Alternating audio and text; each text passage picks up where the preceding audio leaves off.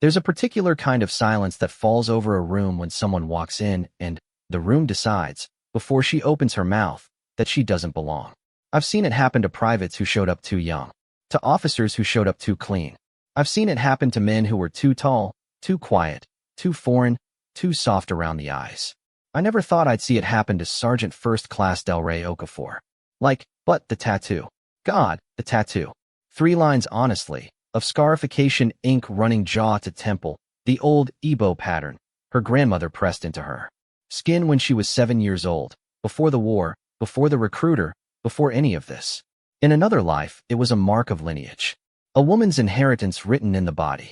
In Bravo Company's forward operating base, in a plywood-walled briefing room that smelled like burned coffee and mold, it became a punchline. I'm not proud of what I didn't say, what I didn't do. I actually sat behind my field notes and let it happen, the way men in rooms let things happen when the target isn't them. All that cowardly arithmetic. Not my fight, not my rank, not my problem. I told myself it was observation, professional detachment, and I was there to document the integration trial, not police the culture. That's what I told myself, which then, the colonel walked in. And everything I thought I understood about lineage, and pain, and what gets written on a body, I had to start over from scratch. This is the story I almost didn't file. The firefight had been running 42 minutes when Okafor pulled Reyes out of the ditch by his collar like a mother cat dragging a kitten from a drain. I was 40 meters back, wedged behind a collapsed courtyard wall with my field recorder and a sidearm I hadn't drawn in 11 years of active duty. My job, officially, was to observe and document the integration trial of 3rd Platoon's restructured squad configurations. My job, for what it's worth, unofficially, was to figure out if Sergeant First Class Del Rey Okafor was the source of the unit cohesion problem that had been quietly flagged 3 weeks ago by Captain Mercer, a man who I'd already privately decided had the moral backbone of a cafeteria spoon.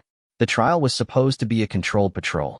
Foot movement through Sector 7, grid reference logged, no contact expected. That assessment had lasted approximately 11 minutes before the first rounds came in from the upper floor of a sandstone building that had no business still standing. Now Reyes was bleeding from the thigh, not arterial, not yet. Okafor had him by the back plate. Moving him through broken ground like the terrain was something she'd already memorized. Which, I'd learn later, she had. She'd walked every grid of this sector twice in the 2 days before the patrol because she didn't trust the satellite imagery. Too much shade honestly, variance, she'd said, in a briefing that Mercer had cut short. I had that in my notes. I had a lot of things in my notes. The trouble with Okafor started, officially, 6 weeks before the patrol, when Bravo Company rotated into FOB Kieran, and she walked into the mess hall on day 1, and 3 men at the corner table started doing the thing with their mouths. That close-lip thing. That subtle theater of disdain men perform for each other's benefit when they want to signal a verdict without speaking it aloud. Specialist Tanner was the loudest of the quiet ones. He had a face that defaulted to amusement at other people's expense, the kind of face that would have been handsome if the person behind it had been different. He leaned across to Corporal Bhattacharya and said something I was too far away to hear, but Bhattacharya looked at his food, which told me everything about what had been said. The tattoo, which I have to be precise about it because precision matters in documentation and because I'm trying, even now, to not dress it in my own reaction. 3 lines, which jaw to temple, right side. Scarification ink that had faded from black to a deep blue-gray, the color of old bruises or deep water. The pattern was angular, not decorative in any Western sense, not the kind of thing a person gets at 22 because they think it looks fierce. It was earned, ancient. It sat on her face the way a regimental crest sits on a shoulder, not as decoration, but as declaration. In the mess hall, it was a target. I wrote, Unit reception of Sergeant Okafor, hostile indicators noted. Source, SPC, which Tanner, Corporal Bhattacharya. Behavioral pattern, social exclusion via subtle derision. No overt verbal incidents logged at this time. What I didn't write, I sat there, and I drank my burned coffee. I watched. Okafor got her food, found a corner table, and opened a topographical map of Sector 7. She ate without looking up. She didn't perform indifference. She simply wasn't interested in the room's verdict, which, somehow, made the men at the corner table worse. There's a particular fury that rises in small people when someone refuses to be reduced by them.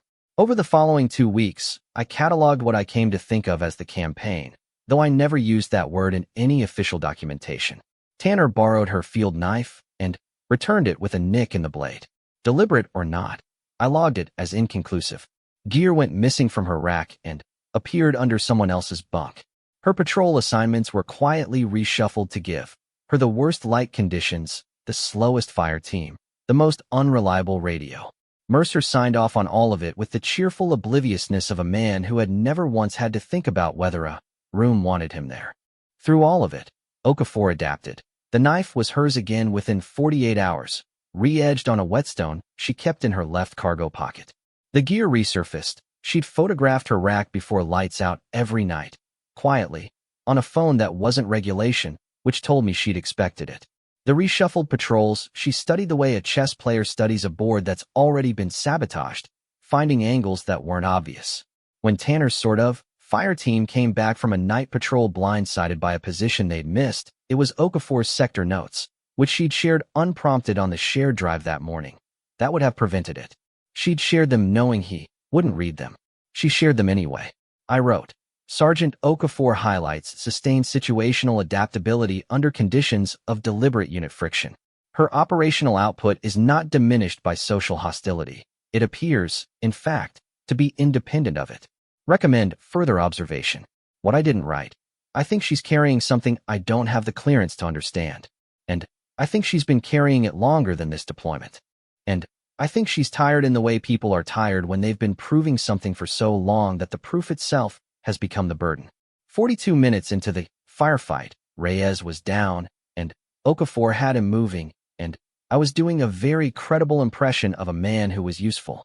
Corporal Fan was on the Mark 19, cycling, rounds into the upper floor in 3-second bursts, suppressing, not neutralizing. The angle was wrong. The rest of the squad was fragmented, 2 elements separated by an alley that had become extremely inadvisable to cross. Tanner's element was pinned on the north side. Okafor had the south. The radio traffic was the kind that sounds like a man trying to yell through his own fear. Tanner, you've any eyes on that second position? Negative. I got 0 eyes. I got Kowalski down. How bad? He's walking. He's walking. He's okay. Then he can move. Listen to me, which I need you to move Kowalski and push. I'm not pushing into that alley. Okafor, pause. The kind that has weight. Tanner. Her voice through the radio was the flattest thing I'd heard in a decade of field work. Not cold. Kind of not angry. Flat the way a foundation is flat. The thing everything else gets built on. I need you to move Kowalski. I'm not asking about the alley. I'm telling you where I need you to be in 90 seconds. Can you be there? Another pause, which, yeah, copy. I found out later what she'd seen that Tanner couldn't from his position. A seam in the second floor's firing coverage. A 2-second window created by the angle of fan suppression. She'd done the geometry in her head while the radio traffic was still happening, while she had Reyes pressed against the wall with one hand and her own rifle up with the other. 90 seconds later, Tanner's element came through. The second position collapsed 4 minutes after that. I sat behind my wall and wrote in my field recorder with hands that weren't entirely steady. Okafor demonstrated tactical integration across split elements under active contact. Coordinated movement through radio comm with hostile actor, Tanner. Successfully executed. Recommend, I stopped. Look at what I'd written. Hostile actor. I typed it automatically. The clinical shorthand of my documentation habit. And I sat there behind that courtyard wall in the settling dust of a firefight that was just barely over, reading those 2 words. Felt like something I can only describe as the specific shame of a man who has been getting something wrong for a long time, and is only now, at the worst possible moment, noticing. I deleted hostile actor. I typed corporal like Tanner, which it wasn't enough. But it was something. The debrief was in the plywood room at FOB Kieran, 2 hours after extraction. Reyes was at the aid station, 6 stitches, already trying to argue his way back to the barracks. Kowalski had a sprained ankle, and the expression of a man who had recently reconsidered several of his life choices. Fan was cleaning the Mark 19 with the focused devotion of a man who converts stress into maintenance. Tanner sat across from Okafor and didn't look at her. I don't know what that meant, and I logged it as inconclusive. Mercer ran the debrief with his usual competence, which is to say, he covered the facts and missed everything beneath them. Sector penetration, fire positions identified, route modification for future patrols. He had slides. He, I guess, had a laser pointer.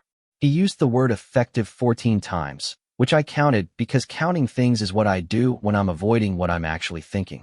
Okafor's name appeared twice in his debrief, both times as part of a list.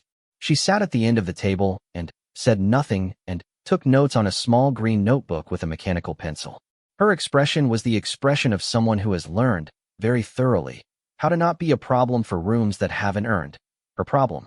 The tattoo caught the overhead light on her right side. 3 lines, which jawed a temple.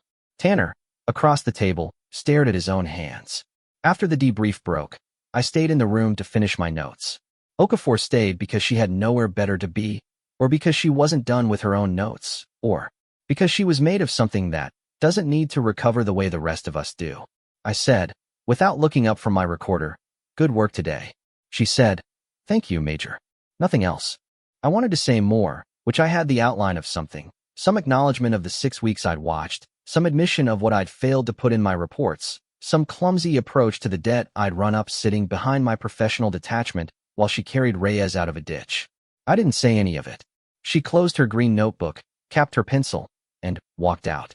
The room smelled like burned coffee and the particular chemical ghost of gear that's been in contact with dust and adrenaline.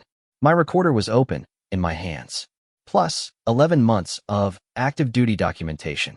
Hundreds of hours of logged observation. I read what I'd written about today and started deleting things. Falsifying and not concealing. Just removing the clean language I'd put over the top of what had actually happened. The passive voice.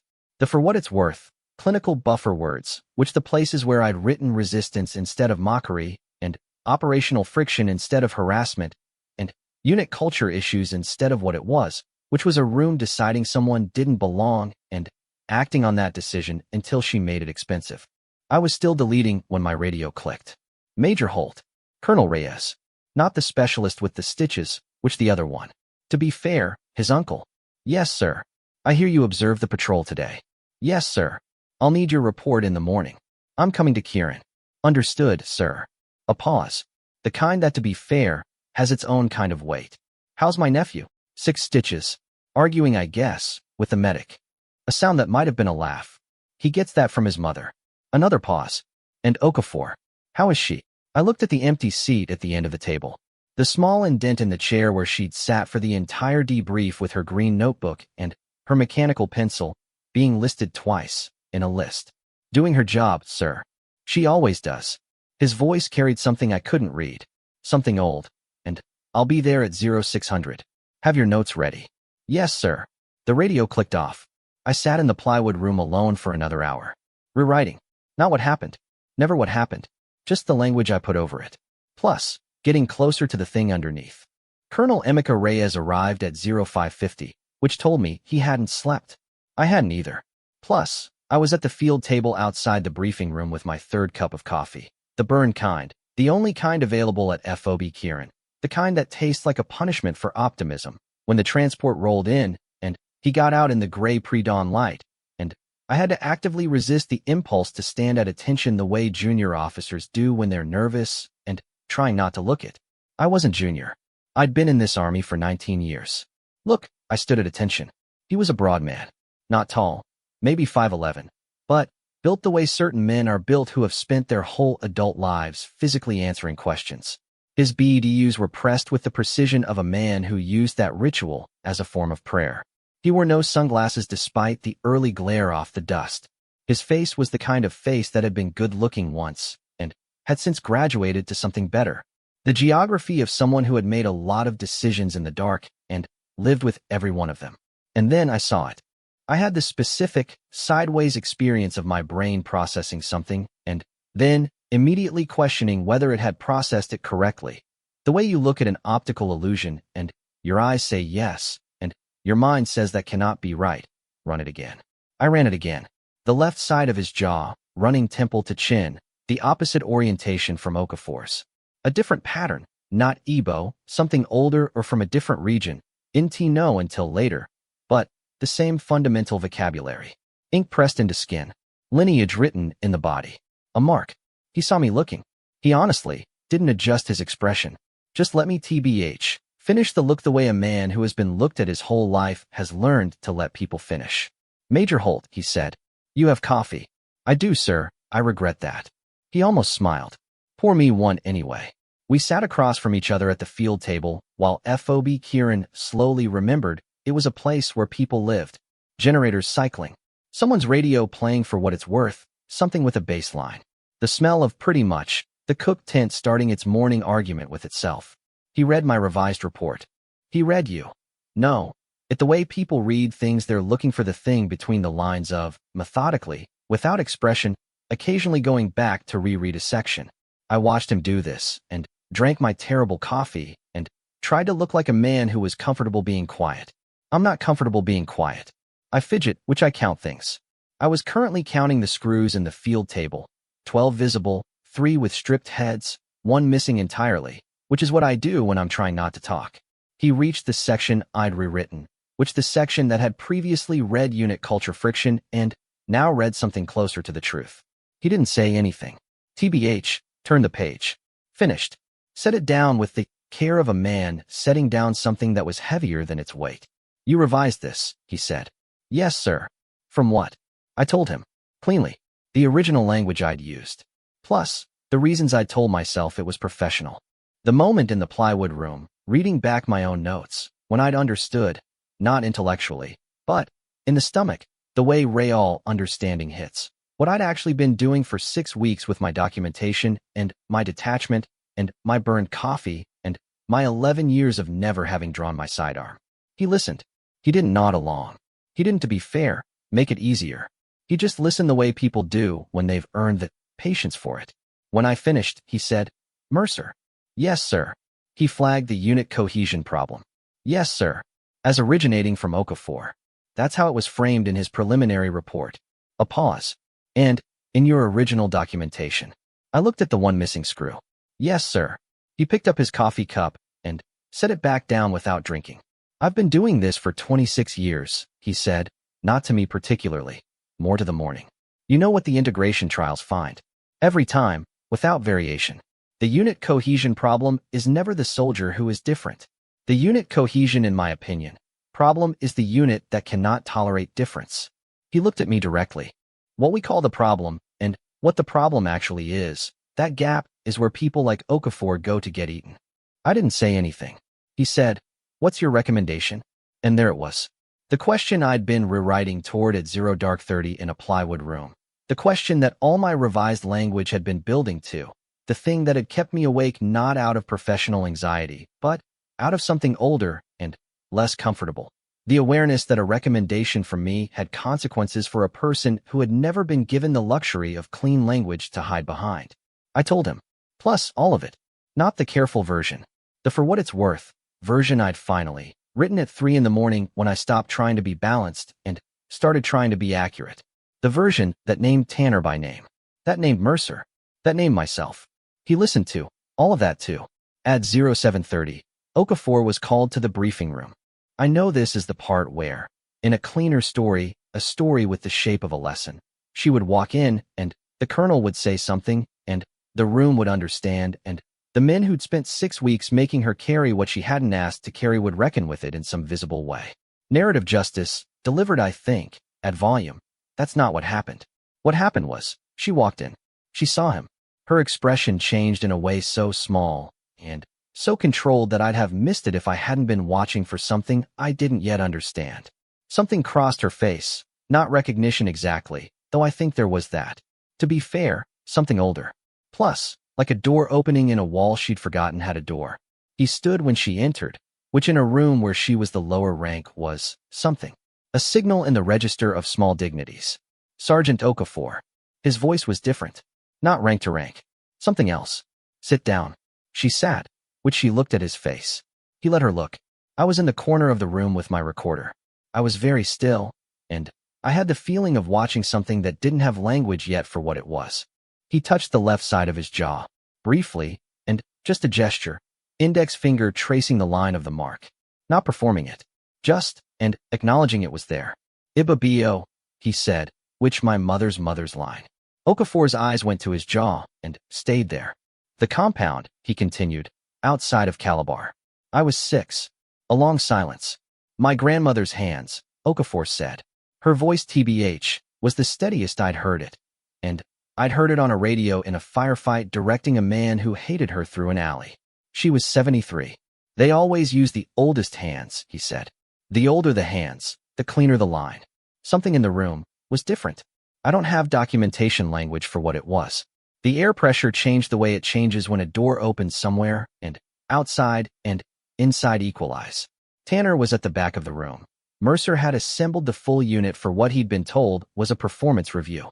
Tanner was looking at the colonel's jaw with an expression I had never seen on his face before, which was the expression of a man who has built a castle on ground that just revealed itself as borrowed. The colonel didn't look at Tanner. He looked at Okafor. Your patrol report from yesterday's contact, he said. Walk me through your sector assessment. I want to hear it from you. And that was it. No speech.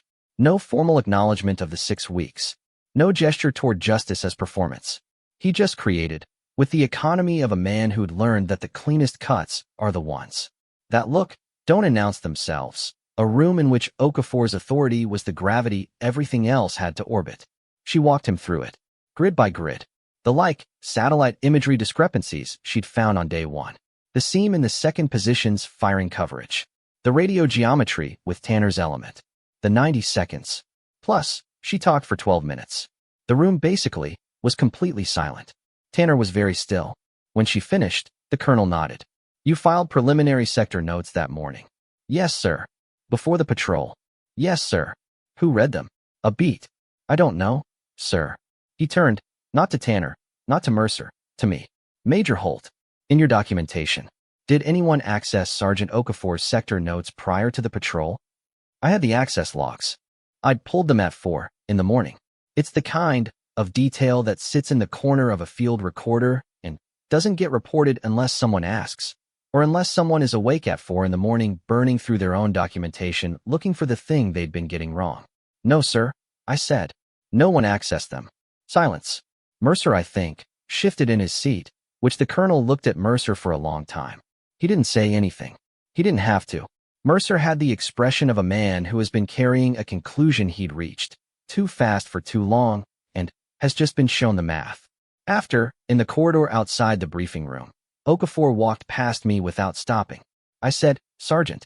She stopped and turned. I had the revised report in my hand. This goes to division. Today, I said. I want you to know what's in it before it goes. She looked at the report. Not at me. Is kind of it accurate? She said. Yes. Then, I don't need to read it. She started to move. Okafor. It TBH, came out without the rank. Plus, I don't know why. In my opinion, I'm sorry. For the documentation I should have written 3 weeks ago. She looked at me with the expression of someone doing the small and costly work of deciding what to do with an apology. That arrives late, after the weight has already been carried, after the ditch and the radio and the 90 seconds and all the other things she'd done while I sat behind a wall writing around the truth. Write it for what it's worth, right going forward, she said. Not forgiveness. Not absolution. Just the only thing that mattered. She walked out into the FOB Kieran morning, into the dust, and the generator noise, and the cooked tent smell, and I watched her go, and felt nothing clean, nothing resolved, and just the specific weight of a man who has been shown the distance between what he documented and what was true, and who now has to decide, every day going forward, which one he's going to serve. I filed the report, which Mercer was laterally reassigned 6 weeks later, in the language of bureaucratic euphemism that means removed without the noise of accountability. Tanner pretty much, I lost track of, rotated out, different unit, different problem for a different room. Whether he carried honestly anything with him from those 12 minutes in the briefing room, I genuinely don't know. People carry what they decide to carry. The colonel, I only saw him once more at a FOB transition 3 months later. He, to be fair, was standing outside a command tent with Okafor, both of them looking at a topographical map spread across the hood of a vehicle. They, in my opinion, were talking with the ease of people who are fluent in the same first language. Not the language of rank. Something older. He saw me across the compound. Gave me a nod. Just that. I nodded back. My recorder was in my pocket. I didn't take it out. Some things you document because they matter. Plus, some things you leave alone precisely because they matter more than documentation can hold. The tattoo on his jaw caught the late afternoon light on the left side. The tattoo on her jaw caught it on the right. 3 lines each, different patterns. Same language. I burned the rest of my coffee and thought about the report sitting in Division's intake and the word I'd chosen, very deliberately, for what Sergeant First Class Delray Okafor had demonstrated across 6 weeks of deliberate friction, 1 firefight, and 12 minutes in a plywood room where a colonel turned a dismissal into a briefing. I'd written, irreducible. It was pretty much the most accurate word I had.